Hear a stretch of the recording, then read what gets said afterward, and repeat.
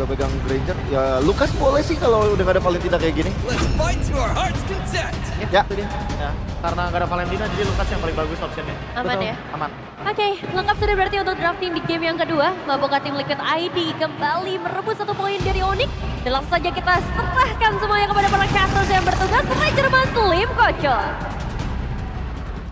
Thank you so much untuk para panelis kita yang tadi sudah melakukan cover backup dengan luar biasa. Sorry tadi ada ulti Hellcard tadi Kadik. Oh, pantas ya. Iya, gelap. Jadi jangan lupa untuk ban Hellcard ya semuanya. Dan ini dia Lim. Di game pertama, draft pick yang unexpected ternyata menghancurkan Liquid. Tapi di game yang kedua, menurut gua harusnya Liquid tidak terlalu surprise seperti di game pertama. Iya. Kelihatan dari Onyx back to basic kembali ya. Tidak ada surprise pick. Masih dengan metode yang paling sering muncul juga di regular season. Dan kita lihat apakah Liquid mampu mengejar dari ketertinggalannya. Oke, biar makin semangat, makin siang mari kita bakar. Velodrome mana tepuk tangannya? Let's go to the lane of down. Early game yang harusnya lebih unggul nih dari Liquid. Membawakan Lucas. Naruto versus Kakashi ya ini dengan metode yang sering kita lihat juga ya. Tapi kalau ngomongin Assassin di awal harusnya lebih follow up daripada Fighter. Oke, tapi kalau ngomongin di arah tengah, lihat pergerakan ini dari sosok seorang Keyboy, trio mid lane Onyx dan juga trio mid lane dari tim Liquid ini sama-sama punya pembuktian yang sangat penting antara veteran dan juga Youngblood. Tapi tidak bisa dipungkiri, Youngblood di game pertama mereka dihancurkan, Lim. Wow. Tapi flicker tadi ya udah ke dari FPL sementara invade jungle dan early. Tapi ternyata early game di arah depan sana arah terperangkap dan akan menjadi point kill first blood di tangan para pasukan dari tim Onyx. Kembali lagi mengganas Onyx setelah kedatangan Baba Yeba ke Indonesia merubah segalanya bahkan untuk tim Onyx. Ini pattern yang sangat-sangat mengerikan loh Kairi. Dia nge-skip orennya sendiri Ji. Yes, dia untuk invade jungle. Dia pengen untuk dapetin invite maksimal supaya udah pasti levelnya tertinggal jauh. Tapi ini kita bahas soal Lucas loh. Lucas yang di-invite tapi di mid lane. Tapi ternyata di depan sana akan ada point kill tambahan GSGLT dan jalan untuk pulang flicker belum level Favian. Bahkan sekali masuk dipanggil oleh Widdy. Dan kalau ngomongin trio mid lane, kita tahu tim Liquid betapa kuatnya mereka yang belakang Favian. Tapi Favian seakan-akan tak berdaya di depan dari seorang Kairi. Wow, ini apa pattern ini? Kelihatan banget Lucas nggak level 4. Ini kita bahas Lucas Fighter versus Assassin. Kairi dia bisa mendominasi lihat banyaknya jungle yang di-invade membuat Lucas dari Favian ini nggak bisa setup turtle. Kalau ngomongin setup turtle, kita lihat Kairi yang lebih unggul. Kenapa? Dengan adanya seluruh invade jungle dilakukan dari Kairi terhadap seorang Favian, dia yang dekat sekali dengan turtle pertamanya. Wah ini melawan kodratnya di mana Assassin yang kita tahu biasanya nggak pernah setup duluan. Setup duluan dan ini menjadi early game yang sangat-sangat nyata. Yes, dan bahkan mereka lupakan dengan adanya purple buff dari seorang Kairi. Mereka langsung mundur backup karena terlalu untungnya banyak dilakukan para pasukan dari tim Onyx. Memaksa untuk mundur ke arah belakang dan Favian tetap gagal untuk mendapatkan satu momen kill atas seorang Suns. Di depan sana, para pasukan dari tim Liquid seakan-akan cuma dipermainkan dengan rotasi. Lagi-lagi jungle di-invade, creepnya diambil. Ini level dari Favian akan sangat-sangat terhambat. Sementara yang kita tahu ya, Hayabusa, 1 item, 2 item dari Hayabusa. Itu udah jadi power spike-nya juga. Sementara Favian dia akan tertinggal bisa jadi 2-3 level bahkan nantinya. Parami sekalipun ini akan menjadi jawaban. Tapi dengan adanya Iritel, dengan adanya Glue, ini nggak akan jadi jawaban cepat. Apalagi Keyboy dan juga sosok dari seorang Suns dengan area of effect-nya. Seakan-akan 4 hero yang dimiliki Onyx ini untuk menyelesaikan Faramisnya doang. Iya, masih ditunggu nih untuk gerakan-gerakan agresif dari tim Liquid. Mereka harus paksa. Mereka bermain Matilda, mereka bermain Lucas. Ini kombinasi yang sempurna untuk mendobrak early game dari Onyx. Tapi sayangnya mereka kalah dari pattern farmingnya, pattern jungle-nya. Dan ternyata itu semua berdampak bahaya untuk mereka. Tidak ada yang jangan dilakukan. Satu hal yang cukup gue pertanyakan Lim. Sekarang kita ngomongin karena metode late game nantinya. Onyx dari based on hero yang mereka miliki, memang itu bermain di metode late game. Bukan di early seperti ini. Dan lihat bahkan dengan shadow kill dari seorang Kairi. Mereka menghilangkan kill sekejap mata. Hanya satu kedipan kill tidak ada di lane of down. Sesakit itu lihat level 8. Bahkan dari Favian pun baru sampai di level yang kelima. Keyboy memaksa mencegah skill. Mereka tidak boleh terlalu memaksa seperti ini. Kalau Keyboy terperangkap di saat ada turtle, kemungkinan besar tim Liquid bisa balikin keadaan. Iya. Karena sebagai bait aja sih tadi. untuk nge-trigger disiplin mungkin dari teman-teman tim Liquid ID. Biar mereka tuh datang ke arah purple buff-nya, mereka tuh nge-backup ke arah purple-nya. Dan ya dari audience prediction Onyx melambung tinggi. Mungkin karena efek dari game pertama juga, tapi turtle kedua lagi kan di setup gak oleh Onyx. Oke, kalau ngomongin setup membuat para pasukan dari tim Liquid mereka udah ada 3 pemain depan ke depan. Muncul-muncul ke seorang Lutfi melakukan Sony ini menuju ke seorang Fabian membuat Turtle itu terlepas. Tapi nampaknya Lutfi langsung turun begitu saja dan Keyboy melakukan ngabri-ngabri ke seorang Lutfi. Dan sekarang belum dikeluarkan, tapi ingat Fabian nggak bisa masuk lagi karena Fabian sudah berubah menjadi rubah. Kalau dia masuk dengan mode human-nya dia, itu nggak bakal baik karena tidak ada Unleash the Beast. Unleash the Beast yang digunakan tadi untuk dodge skill dari Lutfi.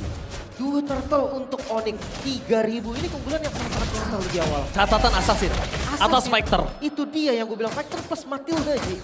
Kita ngomongin soal Matilda support yang selalu bisa bermain dengan frontlinernya. Membuat hero yang one way ticket itu mempunyai tiket untuk pulang. Entah itu Popius, entah itu Lucas, dan lihat dari item belum jadi 1 item pun. Untuk Popius sementara Kairi udah menuju item kedua. Wow, 3.500 dan 1.200 gold difference.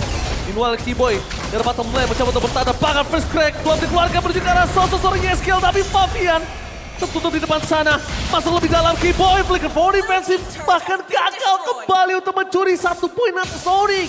Gagal invasinya dengan segala macam yang sudah mereka miliki. Itu dia. Sementara di sisi top lane ada pertukaran yang diambil oleh Onyx. Kairi. Mereka membalaskan kehilangan 1 buah auto turret dengan mendapatkan outer turret juga. Gak ada kerugian yang bisa didapatkan nih oleh Onyx. Sampai saat ini mereka masih pegang kendalinya, mereka masih pegang temponya. Tapi Lutfi, ini lagi on fire banget sih Lutfi. Karena kalau kita bisa lihat kali ini Lutfi bebannya enteng banget. Dia cuma jadi badan. Dia memang untuk dari distraction semua, bahkan sampai dari game tadi. Lutfi walaupun dia punya damage, tapi mana ada yang tertuju ke arah Lutfi pandangannya saya tanya. Tidak ada. Iya, setuju banget. Apalagi di game kedua kali ini dengan Glue kan. Ini menjadi hero badan, ada efek sisi juga. Mungkin kenapa gue bisa bilang on fire, dari tadi flickernya tuh berani banget digunakan secara ofensif. Dia gak ragu sama sekali nih, pede banget. Yakin kalau siapapun yang ditarget oleh Lutfi itu pasti ada follow up, pasti ada yang backup. Oke, apakah Perfect Turtle ini benar-benar di luar catatan dari BMKB di atas kertas hitam dan putih? Ini seharusnya tidak terjadi kalau memang Perfect Turtle berada di tangan dari tim Onyx. Dia akan Venom ST keluar sana, membuat perpasukan dari tim Liquid mereka tidak dalam full power ketika dalam tim fight menuju ke Turtle. Aran sekarang out. Sekalipun Aran melakukan zoning out, itu hanya menjadi 1 point kill dan lihat betapa ganasnya Killa Sans is back. Once again ditutup regular season kemarin kita lihat perpasukan dari tim Onyx.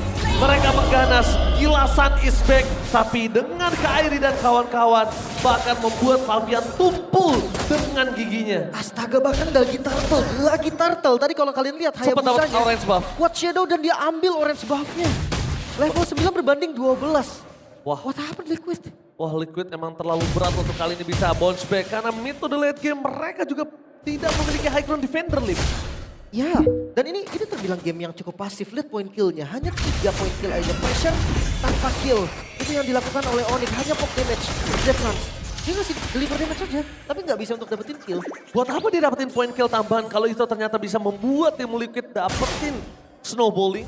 Ada baiknya poking, mundur ke arah belakang, nggak bisa farming, gold makin snowballing, nggak ada space, Q. Kita lihat di sini.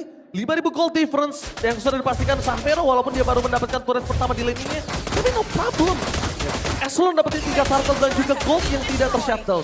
Pasti lebih tajir ya, kelihatan banget juga. Apalagi tadi perbedaannya 2000 itu di arah jungle, Ji.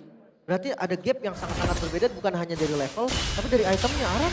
Oke, lihat di depan sana Keyboy bakal coba maksa dan Aran hilang begitu saja. Instant shadow kill. Dan bahkan NetherRealm gak bisa menyelamatkan sosok seorang Aran EX Blader yang besar badannya, yang kuat. Tahan badan di depan sana, tidak ada kemampuan sedikit pun untuk bertahan. Cukup lama, dan bahkan Fabian kembali lagi. Akan coba di zoning out oleh seorang Keyboy. Informasinya, Widdy cuma bisa menyelamatkan 1 orang dan Lutfi buka vision di kanan. Menandakan tidak ada jungle yang aman untuk para pasukan dari tim Liquid.